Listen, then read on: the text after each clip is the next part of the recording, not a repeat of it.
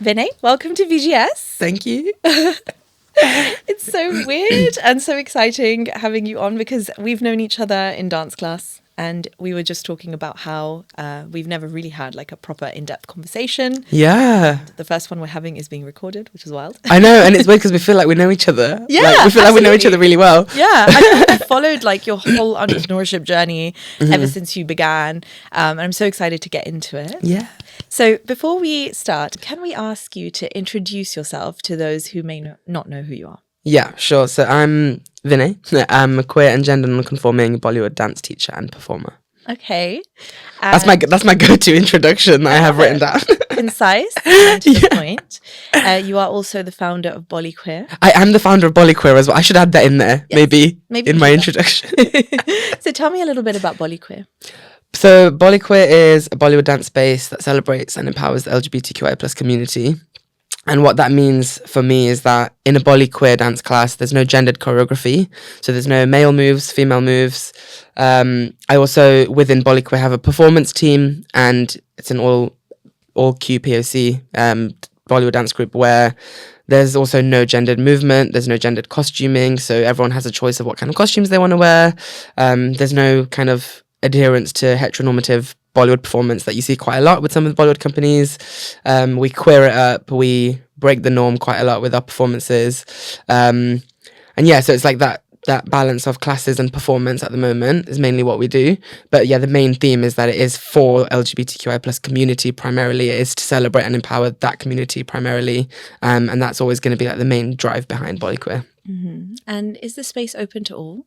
The space is open to all, so allies are welcome to come to BollyQueer classes. But it's, I will always say that the main aim is, it's in the name, like BollyQueer, it's kind of on the nose. It's always going to prioritize the LGBTQI plus community in the sense that that is who I've built the space for. So, allies are welcome to attend, but it's always with the kind of like disclaimer of like, you must know who this space is for. So when you come here, you should kind of see yourself as a guest in the space. You're absolutely welcome to come. You're encouraged to come as well, because I do also think it is really good for allies to see what the benefit of an inclusive space is. So, it's absolutely something that I do encourage, but it's like, as long as you're aware that this space is for queer people. So when you come into this space, you have to be respectful of everyone's identity. You have to be respectful of everyone's pronouns. And that might mean doing some research before coming into the space. So, it's okay to come and learn as well, but also do a bit of research before coming, just so you're mindful of who you're around and who the space is built for. Mm-hmm.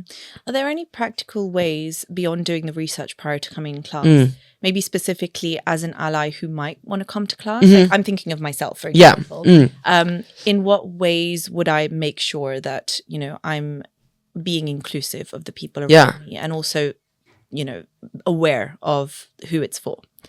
I think that's a really good question. And I think it comes to things that sometimes we might not even think about, like just being sure to keep your language fairly neutral, I would say. I think that's something that we, just out of habit, we could be like, oh, that girl over there is really like, oh, that girl over there is so good. Like, we say stuff like that in class, don't we, sometimes? Or like, oh my God, that boy was killing it in class. And like using gendered language and things like that, you can kind of practice being a bit more neutral with language, which is something that I've gotten better at as well over time, especially like facilitating a space like that and not being like, oh, the girl over there, can you move? Like, if we're doing videos at the end, like being sure not to gender people. And it's something that we kind of don't get taught growing up. We get taught to kind of distinguish on gender, but that is us basically making a massive assumption on who someone is. So like just small things like that, I think can make a difference. I think maybe that's more from a teacher's perspective, but I guess even as someone attending a class, you might have that where you're trying to find out who someone is or you're trying to talk to someone. And I think, like how you did with me today, and just saying, just want to verify what are your pronouns, and just making it really chill and casual, and just asking someone that so comfortably, and it makes me feel quite welcome in the space as well. That like, you're worried about you actually care about me right now. You care about my feelings right now. I think just that extra intention, I think, is nice to have sometimes. Do you feel like these sort of practices, I know, of course, you've created a space that champions the LGBTQIA plus community and the queer community. Obviously, like, it's like you said, it's on the nose. But should this really just become a norm across all classes? And do we actually feel like there's a potential for it to become that way in the near future? Yeah.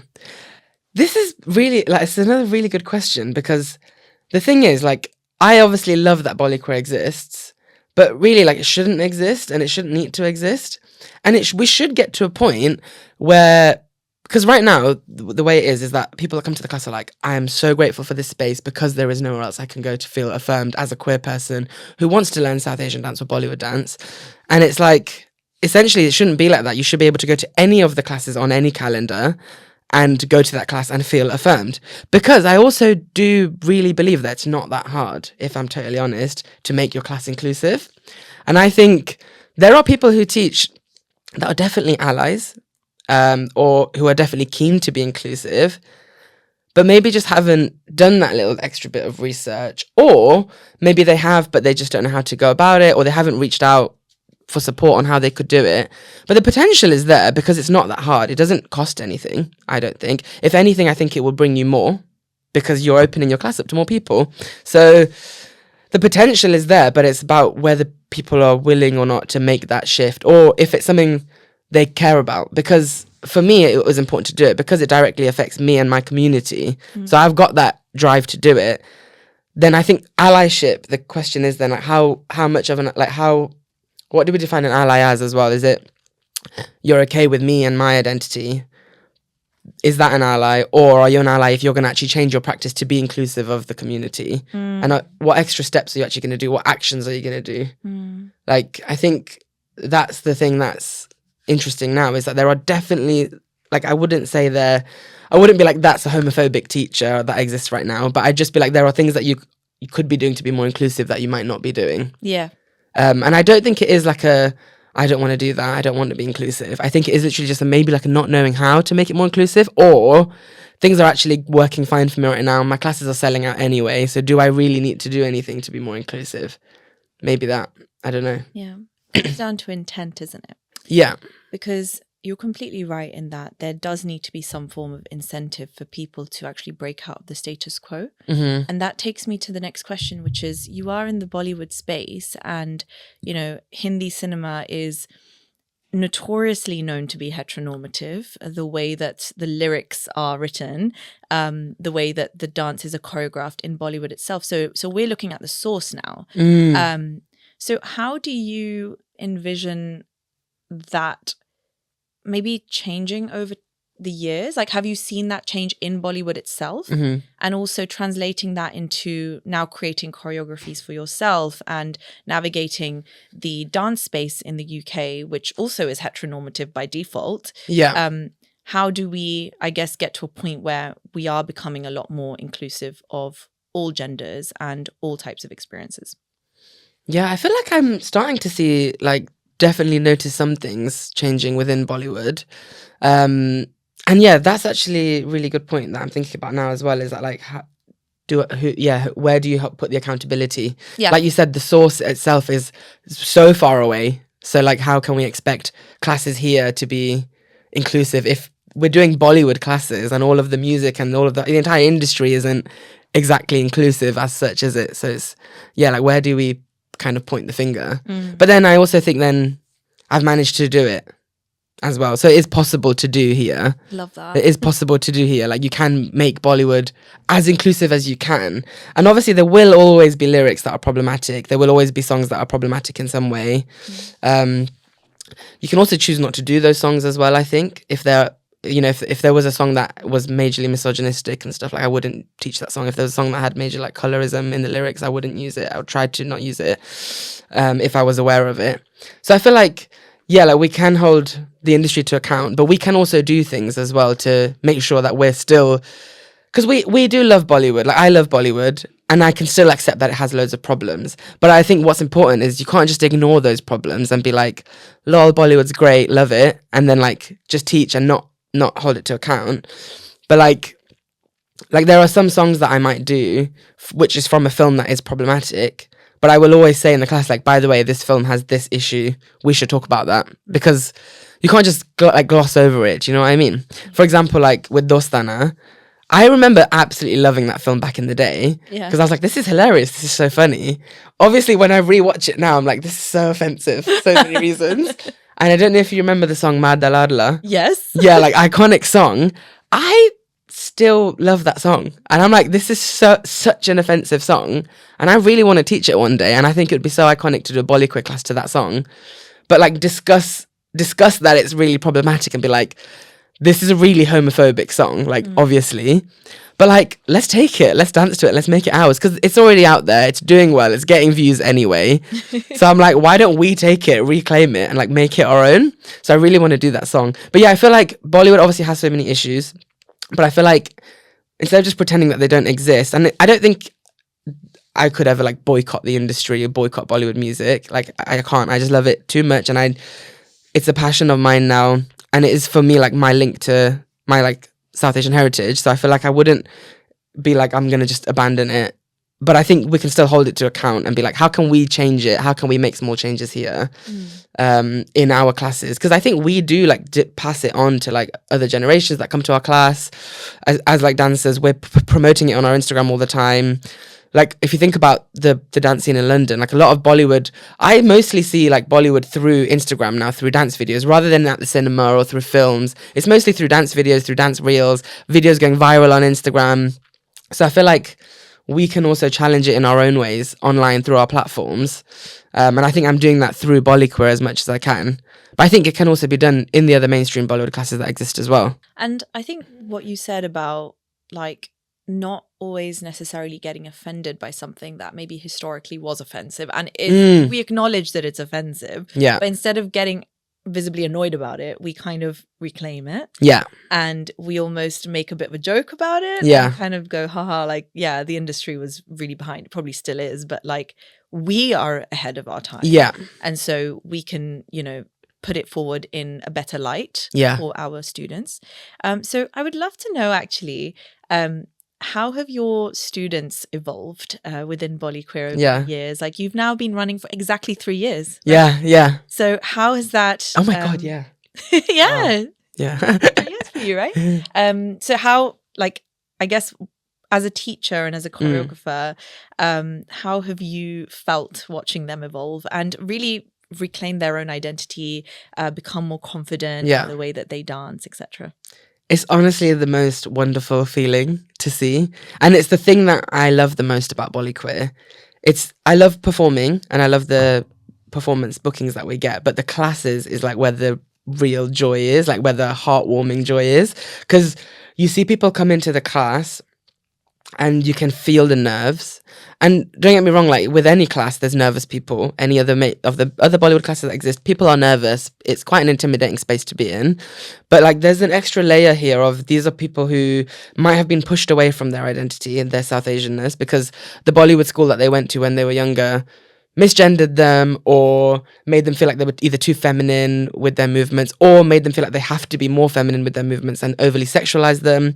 So they've been pushed away from that. They've been pushed away from those cultural spaces. So they're coming into this space with a lot of vulnerability and nerves because they're dancing, but they're also openly being who they are in a cultural kind of space. And like, that's a really vulnerable position to be in for a lot of people, I think. And you can feel that nerve that comes from them. But then you start to see, like, literally as each minute goes by of the class, like them warming up into it, they start to talk to people, they start to encourage each other, which is like the best thing to see as well. And you like at the end, you literally like everyone's clapping, everyone's clicking their fingers, like everyone is just being so supportive of each other. And within that 2-hour class, you can just see like a massive journey, like just within that one class. And then that repeats every week. And you can start to see like community being formed and you start to get regular people coming in as well. And like, I'll just see like people that met a few weeks ago, like are going on a holiday together, and it's like, or people are doing their own thing outside of the class now, and it's like just seeing that develop is the best feeling ever, because I'm like, this is actually bringing people together. But it's also on a personal level, I think, letting people know that they can exist as queer and South Asian at the same time. There are other queer and South Asian people around them that will accept them exactly for who they are, without them having to sacrifice any part of who they are. So it's just really beautiful to see that happen. And I think seeing that evolve and seeing that journey for so many people now over the last 3 years, it's just, it never gets old. I'm just like, I always just want to keep seeing that more. And I think that's the drive of doing the classes. I love that so much. And I feel like on behalf of probably everybody who admires your work and also is a follower of BollyQueer or an attendee, I want to thank you, because I think that is such a powerful thing, and it can be a scary thing. And I want to kind of go into the actual experience of being a founder next. But yeah, just taking a second to acknowledge that what you've created is beautiful. Thank you so much. Thank you. So when you founded BollyQueer, you were attending classes, you were part of dance companies, you were doing all the things. In what ways do you feel like your early years in dance training, from when you were a kid to a young adult, in what ways did you feel empowered by the industry? And in what ways did you notice that there were gaps that needed to be filled, which you now feel like you're filling through your work? I think growing up, I don't think, when I was really young, so I think maybe I started classes when I was like 10, 11 in Leicester. And I think then I didn't really know what was feeling wrong. I didn't understand myself yet. So it didn't feel I didn't feel like, okay, this is the issue and I need to solve it. It was more like, actually, I enjoy dancing and I enjoy this music. And I feel like I'm learning a lot about my identity, my culture. And I think it was okay for a while and I did enjoy it. And then I think it was, as I started to then get older and think about, another thing that's interesting is that my sister actually was, and still is, like my inspiration, and like she started off Bollywood dancing first, and I was going to football classes while she was going to Bollywood dance classes, and like no hate to the sport, but it's not for me. It's not for me. I don't want to be out in the cold getting muddy. So I was like, I really want to do what she's doing, and I'd see her doing these performances on stage. But it was definitely like she'd be doing stuff with the girls, and there was definitely the gender divide. And I was like, I want to do what she's doing. So I signed up, but my experience obviously was different. I was in the boys' classes, I was doing the boy choreography. And then I started to see her doing it more. And I'd, obviously, because we lived together, I'd see her practicing and I'd be like, oh, I'm going to learn that. And I would start to do it. And I think I was definitely comfortable enough around her to dance in any way that I wanted to, which was really nice.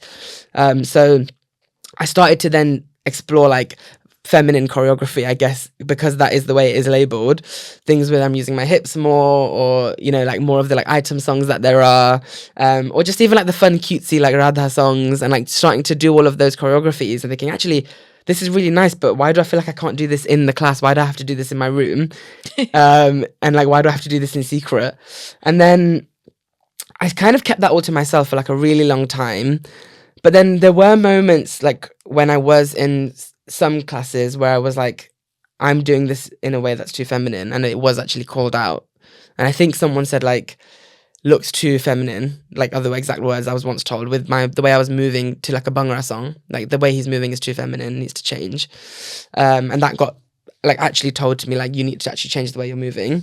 And then I was like, okay, this is now an issue, this is now a thing that I didn't really know before, but like choreography is gendered, I can't actually move in the way that I want to. It's kind of, you know, I'm being told that I look too feminine. And I think I've been told that I look too gay before as a word, which is the first time I'd even known about that. And like, so I think I was kind of called gay before I even knew I was gay. Wow. Yeah. So it's like, but also if we think about what gay means, like if we think about that meaning same-sex attraction or whatever your definition of that is, and then think about dancing, where is the link? where is the link, people? But yeah, it's just mad that can be a thing that's associated with that. Like your expression dancing can be linked to your sexual preferences. Like so wild to me. But that is a thing. That is definitely a thing that exists. Like, let's be honest, we will look at someone dancing and be like, that's a gay man. Like that is just a thing that exists. So yeah, it's kind of wild that those stereotypes existed then for me as a child. Like I was still really, really young and I was just trying to like dance and enjoy myself. And then I think I moved to London and I was like, maybe things would be different here. No, sorry, actually. Yeah, I did move to London, but then lockdown hit in my first year of moving to London. So I moved back to Leicester. Then I think when I actually felt like empowered dancing was when Lena released her like lockdown videos. I was like, this is amazing because I'm in my own room, no one can see me, and I can do femme choreo and feel great about it. And I loved it. Like that was the first time I started to do like femme choreo to that level as well. And I absolutely loved doing that. That I think was a big one for me. Yeah. But then I do remember then I was like, actually, I want to share this with people. So I started posting those videos online. Probably the first time I ever posted myself doing femme choreo was Lena's videos from lockdown. And I remember my mum saying, are you ever going to do any like man dances online? Like you just keep doing all of these girl dances. So even though I was still like protected in my own space, I also wasn't protected in my own space, because from home I was being told, but why are you doing these songs? Like, can you not do any other songs? Like, why don't you I just remember her saying, why don't you do I'm a Disco Dancer? And I was like, I'm not sure if that's in Lena's, I don't know if Lena's going to do that song anytime soon, mum. But maybe she will. But yeah, I just remember still feeling like, oh shit, now I'm still like having to think about what I post now. And I still have to think about policing myself in some way, because I'm getting it from inside the home. I didn't listen, and I just carried on doing what I wanted to do anyway. And I have that privilege of being like able to do that. The good thing was I had enough support countering that online. I had my queer family, my queer community being like, yes, love this, you're eating it up. And that's what made me feel okay. I wasn't alone, which is why I think I had that confidence to be like, I'm going to do me anyway.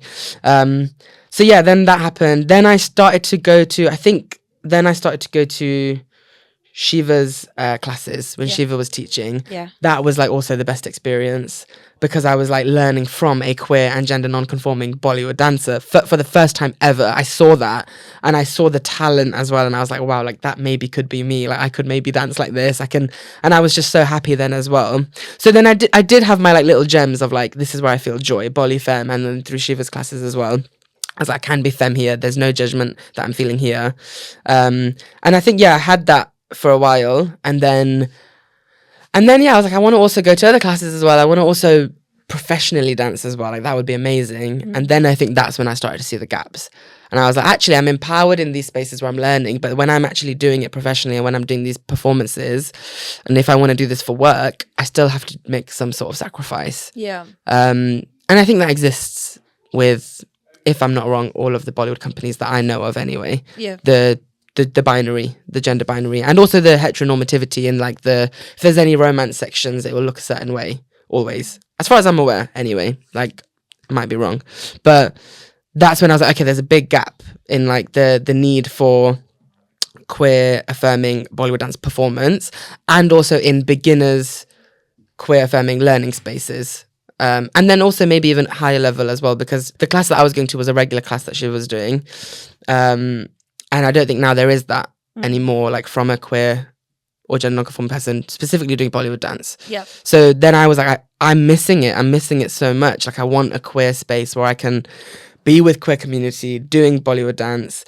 And I was like, maybe I should try and do it. Like maybe I should try and teach it. And I felt comfortable teaching beginners. So I was like, let me try and do that and let's see how it goes. And then I did the first BollyQueer class. I had 6 people in my first class. I remember that. And I remember being so gassed that like 6 people want to dance with me. There are 6 queer people who want to learn from me and want to do Bollywood dance. Like that's so exciting to have all of us in a room together. And I was like, probably at that time this was when I was in my 3rd year of uni doing maths, and that was always my plan long term, was to go down the maths route or do like accounting or something. So I was like, yeah, this is something that I'll do once maybe, and if it grows, but let's see. And I was like, maybe I'll do one in 3 months, and then I did another one like 3 months later, and then that one sold out, but the capacity of the studio was 15, so it was 15 people then. And I was like, oh my god, like more people have come than the last time, let me keep doing this. Started to do it once a month, and then it just grew and grew and grew and grew. And then the BBC documentary, they were interested in filming. And then I think since that, the growth was like exponential. And I was like, maybe I can do this permanently full time. And then that's where we're at now. Wow. I don't know if I actually answered anything you asked me in your previous question, by the way. Do you know, at this point, I don't even remember what I What asked was it? I guess it was leading on to this point of like, what empowered you about the classes that you did that were not, that were heteronormative, and what gaps did you see? Yeah. I think you answered that perfectly. I did, yeah. But also a bit more about that actually, is that like just to talk about experiences in London with some of the mainstream classes. Like I've been to some of the popular classes here and have had, and this is someone who definitely would consider himself an ally and like probably is an ally, but like just probably doesn't know. But like I have had in a class, oh, and you can do this a bit differently if you want, because but not obviously saying explicitly because you're a man, but because I was the only boy in the class, it was like, and if you want, you can do it like this. And it's like just so not needed. But if you do, I also understand that you the intent is to make me feel comfortable. It's not to put me on the spot. It's not to single me out. It's not to make me feel othered. It's to make me feel comfortable.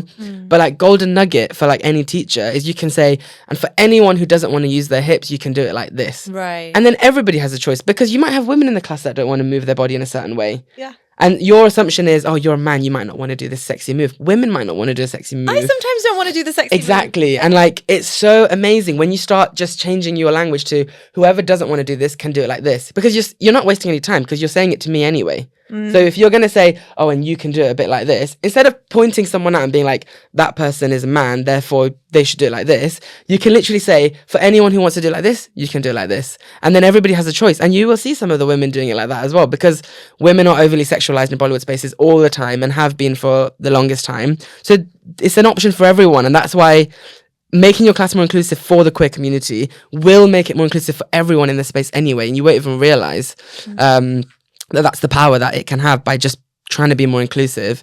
But yeah, that's like an experience that I've had where I'm like, okay, even in this class, like a class that I would expect to be like really kind of on it with this stuff, just because it's in London mainly is my main thinking. It's in a very central location. Like you don't have that always. And then also just to say as well, like if you are thinking about really being inclusive, and if like we have non-binary friends, you have non-binary friends, so if we are putting on a class and aiming to actually be inclusive of our non-binary or gender non-conforming community, where are you having your classes? Does your studio have gender neutral facilities?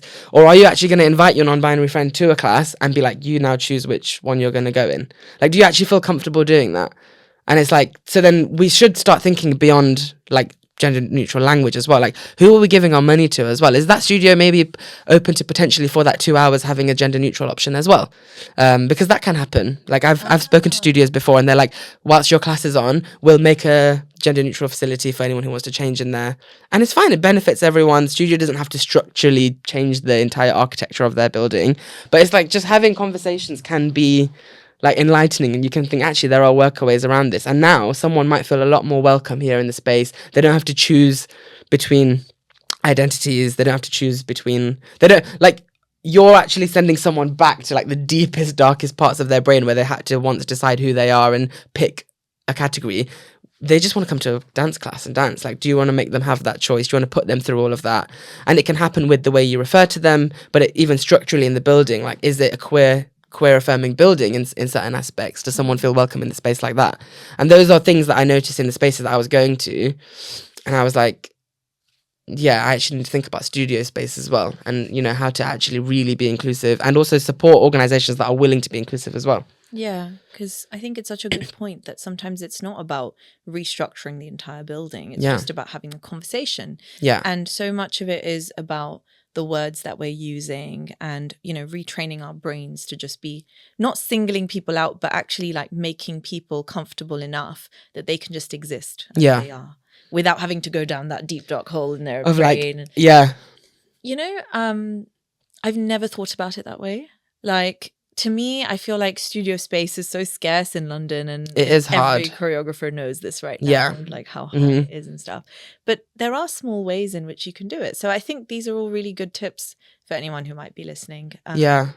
Stuff that as an ally, right, we sometimes have the privilege of not thinking about that or having to think about that because we fall into the norm. The norm, whatever that is. The mainstream norm. I don't know. What do you call it? Like, I guess I get exactly what you mean. Yeah, the norms. Yeah, like the default kind of, isn't it? Which it shouldn't be. Yeah. So, yeah, of course. And there is a lot of amazing stuff, including the work you're doing to change that. But I have done a little stalk of BollyQueer, and I've seen that you've actually travelled quite a bit within the UK and outside the UK as well, teaching classes for BollyQueer. Do you have any kind of particular trips that may have stuck with you, or, you know, any places you've been to that you were like, whoa, I feel like the queer community is really celebrated here. We can really take stuff to the UK. Honestly, the main one was India. Wow. Yeah, like India was the best. Like, it was it just had so much demand, and I guess it makes sense given that obviously everybody's like loving Bollywood. Like, there's way more demand for Bollywood there. But I also think, like, really naively, I was like, will this be popular there? Like, will people feel comfortable coming to a class like this here? And will it be well received? So I was quite like, I really didn't know what to expect. And it was the studio that I had booked had a capacity of 50, and it reached 50, and that's the biggest class that I've ever taught ever. Wow. I've never had that. So that was my most like full class. That's and I was a like, huge class. yeah, really huge. And it was like just the best feeling. It was just the best feeling to like go to the country where Bollywood was born and teach a BollyQueer class there. And also, like, it's interesting because it's not happening there as well. Like, there are no actual specific queer affirming classes that I'm aware of in India at the moment. Let's say Delhi and Bombay at least, because that's where I've been the most. So I said I've not actually seen any of that happening. So yeah, that was amazing. Like, I loved it so much. And it was so like, the vibes are different. Because I feel like one thing that, just like a small difference that I noticed is that, I don't know if you noticed this in the classes that you've attended in India as well, but like they sing. Like, the teachers will encourage you to sing whilst dancing. And I don't think we do that much in the classes here. And I just loved it. Like, everyone was singing throughout the whole class, and I was like, I don't even need to play the music, because everyone just knows the lyrics, everyone's singing along.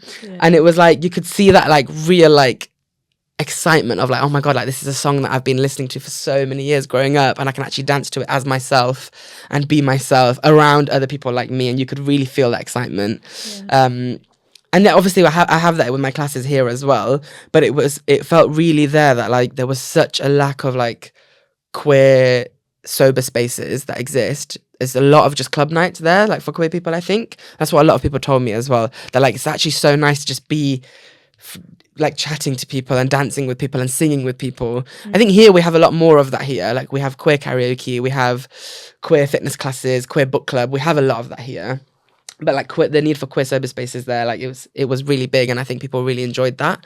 So yeah, India is just always going to stay with me like forever. And I think this time I went around again, and I went to Bombay, and I was able to do a workshop for the Gulabi Mela, which is like a pre-Bombay Pride event, which was amazing. Like, I actually was part of like Mumbai Pride, and that was one of my highlights as well, is like doing a workshop at a Pride event there.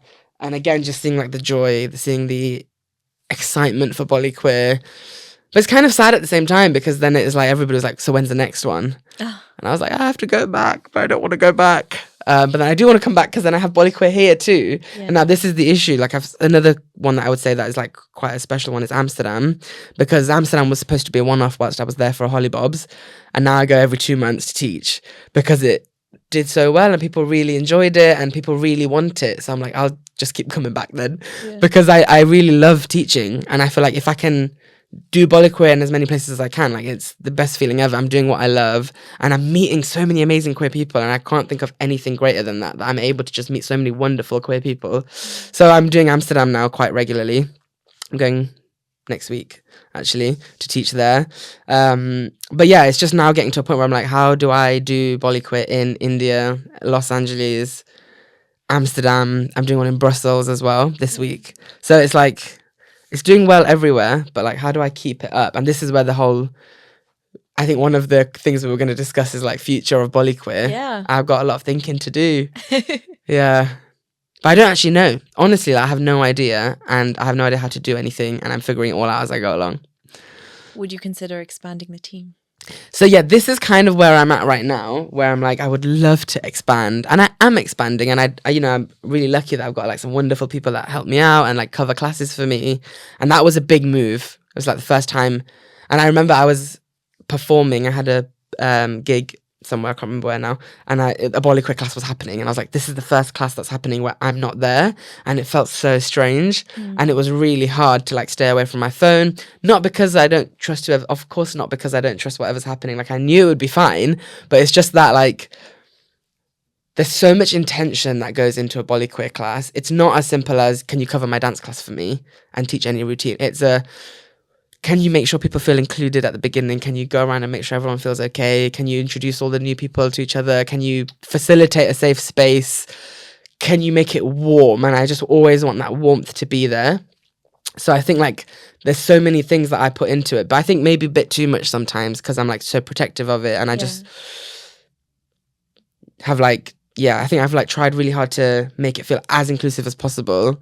So I just want to make sure that that's always there. And I know it will be with whoever is covering a class, and it always has been. But it's just that thing of like, I've created something and I just feel like a bit of a helicopter parent with it a bit sometimes. So like expanding is a really exciting idea, but also so scary. Yeah. Especially when I'm thinking about the other countries, because I'm like, I've not had enough time to be there to get to know anybody to that level yet. So how do I do that? It takes time. But actually I relate to that so much, because I also really struggle to hand over the reins, even for like, it would, you know, a small thing or an event, or in my case it would be like editing one episode. I'm like, no, I don't know how to give that over, or like, you know, without kind of standing over it and being like, oh, is it how I want it to be? And that can sometimes also be a selfish thing, isn't it, that we're operating from. It's our baby. So we're like, you know, I want to make sure every box is ticked in my head of like how I want to run this class. But actually, if you think about the intent as to why you started BollyQueer, it was to create those spaces for as many people in this community as possible. And you can't, as one person, do that. No. Like, you would have to expand at some point. And it's that tipping point that you hit in your head and you're like, I'm at that point now where I need to expand. And it feels scary. But it's also really exciting that you're at that point, because what a privilege to have created something for so many people, but also for yourself. To buy yourself that freedom in your career, to be able to do what you love every day. It's amazing. It's wild. Like, and I do think like I'm also talking to myself when I say this, like expansion and scaling is very important, and you just can't hold on to everything. It's like a leap of faith, isn't it? Like you just have to do it. But it's scary. I know. It's so scary. But I think that's, like you said, a really good sign, isn't it? Like that fear is from a good place of like, we obviously care about it so much because we put so much into it. We know how we want things to look as well, I think sometimes. But like you said, like the space is meant for as many people as possible, which could look so different to how I do it. Like I might have a teacher that teaches so differently to me. But that's okay. And I think that's something that I have to get a bit more comfortable with, is that like, doesn't have to look exactly it doesn't have to be how I do it. And there will be people that will enjoy someone else's style a lot more, and that's also okay. And like, as long as I think that's there, as long as there are people that it does align with, then I think it's fine. And I think I just have to like warm up to that idea a bit more, that I could have different teachers in different countries doing it completely different to each other, and one BollyQueer class could look completely different to another BollyQueer class. But I think as long as I just make sure that the principles are there, I think that's fine. Of like making it as inclusive and as warm of a space as possible. What is a location that you've not yet taught that you'd love to teach at? Oh, I really have been wanting to go to New York for a long time and do something in New York, because I think there are a lot of queers there that would like really enjoy it. And I've had people from New York come to the London class when they're visiting, or like people that have moved from New York to here that are like, oh, this would do so well like in New York. So I'm thinking about potentially there at some point. I think would be really exciting. Very exciting. Well, fingers crossed for you. And I mean, New York and probably any other place you can think of. I'm sure there's no limit to where you can go with this. Well, there are limits. Definitely some places. Some limits. I take it back. But no, it sounds like it's on the rise, which is very, very exciting. It is. I can't wait to attend. Please come. Please come. I'd love to have you there. Yeah, I would love to come. I've been following it so much on social media, and just like such a fan of like what you've created. And I love seeing the joy on people's face. Actually, it's so obvious. And you can see it, right? You can see how happy everyone is. They're just owning it. They're like, you know, being who they want to be and expressing what they want to express. And it feels really warm, actually. You're right. And it's so inspiring. Like I see them, and like, if I'm having a bad day, I will watch a video from class and I'll just be like, I want to be like this. Like this person is just giving me everything. This person is so confident about who they are. And like when you see that in class, and you also, they give it and it's received back. Like everybody will cheer, everybody will support. And that's one thing that I love about it. Like it's that community, like that sense of like, we're in this together. And like the big thing about BollyQueer is that I massively encourage like making mistakes and freestyling and like really getting comfortable with letting yourself go wrong. And I love seeing that. And one thing I'll say as well that I encourage is like, I say at the beginning of every BollyQueer class, You don't have to look like me in this class. You don't have to look like the person next to you in this class. You don't have to look like anyone in this class. In fact, we can all look different to each other, and you can freestyle for the whole class if you want to. Like, just enjoy the music, enjoy the vibe. I'm going to guide you through choreography. If you want to learn choreography, that's fine. You can learn my choreography, but adapt it, make it comfortable to you. We are all so different, so our dancing should look different, and you should add your personality into it, and you can make things up as you go along. And I love it. Like, I've got someone in the class who just loves to spin, and will just spin like wherever they can, and I'm like, yes, add those spins in, just spin, like spin away, be happy.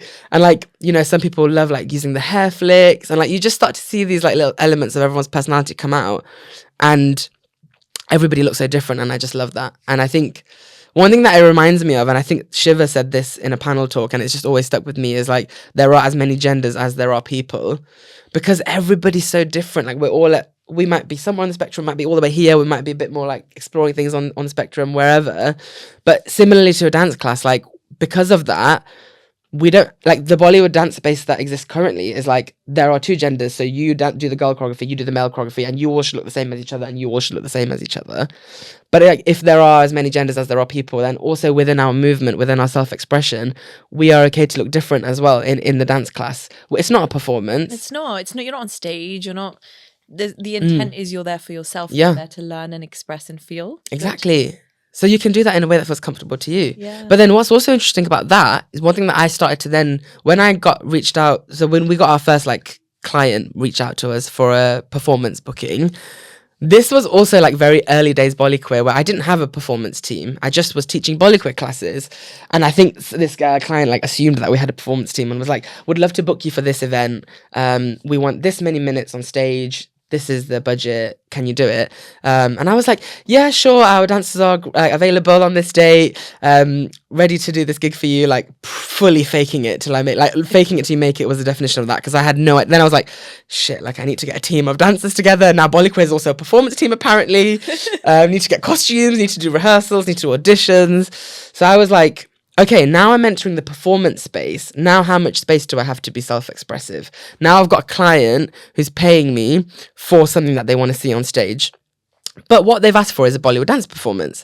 And this is why I don't know how it works with the other companies, but like as far as every single booking that I've ever had, no one has ever said to me, I want 2 boys and 2 girls, or I want 1 boy and 2 girls. No one has ever specified gender with me. And I've had more than like 20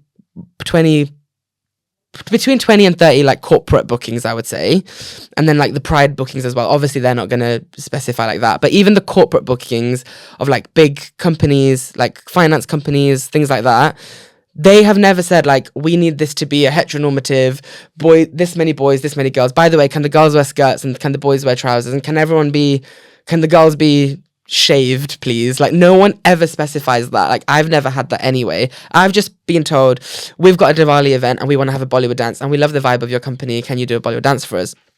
And these are the traditional companies, like the big names. It's not like the most like, it's not like queer charities or anything. It's like actual companies who may not have queerness embedded in their values as such, but they are okay with self-expression in the performance as well. There's no specification of it needing to look a certain way. Yeah. And so I was like, actually, yeah, why am I worried about it? Is it because I feel like, I guess all the professional experience that I've had with the companies that I've worked with has been like, for this you need to present in a certain way. Maybe not explicitly like that, but I know that it's like I'm a boy in a lot of the performances that I do. So it's like, yeah, I was like, how much can I still also be like, you can do your own thing, we can all look different to each other. Yeah. And we do. Like, don't get me wrong, we do have a choreography that we follow, and it is more structured in the sense that there is more synchronicity in what we do. But I will still say to all of the dancers in the team, if you don't want to use your hips, that's absolutely fine. If you want to use your shoulders, that's absolutely fine. If this feels a bit too much for you, that's fine. If you don't want to touch here, that's also fine. And it's, again, not like a boy-girl thing. It's like whoever wants to do this, you have that autonomy to choose what you want to do.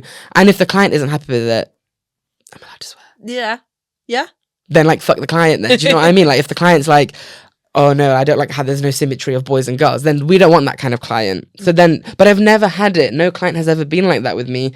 They're okay with the fact that there will be boys on stage wearing skirts and there might be girls on stage wearing trousers, and there might be a girl in a kurta, there might be a boy in a blouse, or there might be a girl in a skirt, and it varies because everybody feels differently on whichever day as well. Like, it doesn't have to always be the same way with the dancers. I say to them, you know, whenever you want, just let me know what kind of costume you fancy wearing. But again, it will match. We've got matching costumes, so everything will still match. But it just won't be that girls are wearing a certain thing, boys are wearing a certain thing. And it looks great on stage. And you can still have that self-expression on stage and be an inclusive Bollywood dance performance team and have a very happy client as well. Yeah.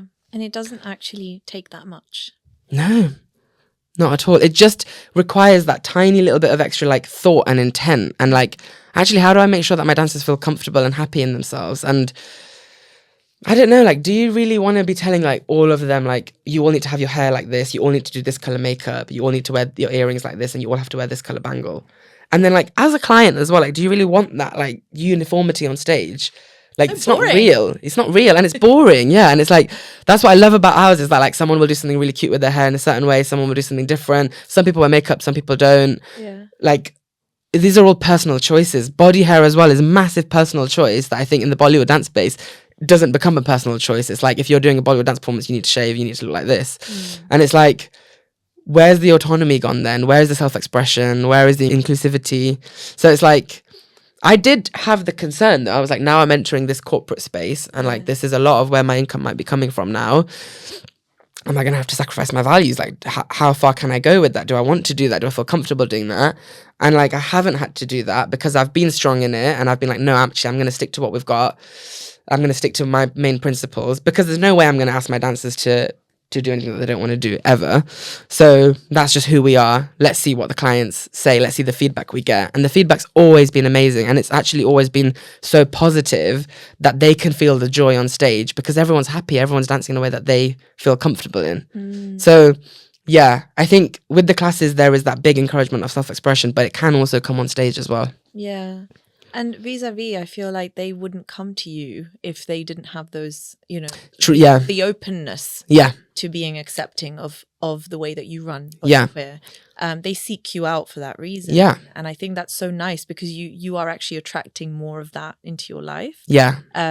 Which sounds cheesy, but actually, like, that does mean that you don't have to compromise your values. Yeah. Because there's always going to be some company out there that's going to want your style. Yeah. Dance and performance and teaching, all of those things. Yeah, definitely. And I think if it is a client that doesn't want that, then I don't want that booking. Yeah, love that. I don't want that booking then, because I'm not welcome in that space, and neither are my community and my dancers. So, and like you said, there is enough out there. There is. But which is, again, like a little golden nugget for the other companies out there. Like, right now I have a niche and it's great for me, but I'm saying, like, you can also do that, and you will get more bookings. Like, you can take those clients, but like, you have to then be inclusive, and you can do it, and it is possible. Like, you can get the bookings that you're getting and have queerness celebrated in your Bollywood dance team. Absolutely. Vinay, thank you so much for coming on the show. Thanks for having me. I feel like it's been so enlightening and just such a wave of positivity having you on today. I have one more question that I ask all my guests. Oh, yes. Which is, what do you have strong game in? Oh, I would say I have strong game in upside down ball twerking, because that is something that I have recently learned, because I'm doing a BollyQueer collab class with an amazing teacher called Nana, this black woman account on Instagram, and she's got a company called Jiggle Fit, and it's all about jiggling your bum, and she teaches you proper twerk technique. And like, I feel like a lot of us are like, I feel like I didn't know really how to twerk, and I still wouldn't say I'm like a pro twerker, but I honestly thought it comes from like isolating your bum cheeks, and I was like, I'm not gonna be able to do that, I can't do that. But like, she taught me like, it's all in the knees, it's all in the thighs, and like really broke down the technique for me. And I was twerking upside down on a wall, literally. And I in a day, she taught me like how to like get to that stage, but obviously it's not polished. I'm still working on it. But I would say that is currently what I've got strong game in. Always wanted to learn that. It's so fun. Okay, I'm gonna check it out. It's so fun. Yeah, check out Jiggle Fit on Instagram. Okay. And we're also doing a Bollywood twerk collab class this Thursday. Oh my gosh, that's Bollywood tomorrow. Twerk. Yeah. Wow. Okay. It's gonna be really fun. I love that. You're doing so many exciting things, and I love seeing it all unfold. Thank you again for creating this space. I feel like many people would be so grateful to have it. And I think if we were to get into a place where, you know, the heteronormative way of learning and teaching Bollywood just isn't a thing anymore. Yeah. I think organizations like yours are doing all the work to get us to that place one day. And we don't know how long it will take, but we're hopeful that we'll get there. And like you said, it really doesn't take much. It doesn't. And also, I'm a DM away. Like, I'm so open for a teacher to reach out to me. And like how you asked today, like, what can an ally actually do? Like, I really don't mind doing that. And it's like, it benefits me. Like, I then can come to your class and feel included. So I will tell you how to do it, because, you know, it's not a bad thing for you to ask me that, because it will benefit me and it will benefit my community as well. I don't say my community isn't like my community, but like the community that I'm part of. Yeah. Like, I know that it will bring so much joy to so many of us. So like, it might be that it's, I don't know. I don't know where can I ask you a question? Am I allowed to ask you questions as well? Yeah, I guess. Like, where do you think it comes from? Like, do you think it comes from not knowing how to do it? I think it comes from not having had to think about it. Yeah. Literally just, it's not on the radar.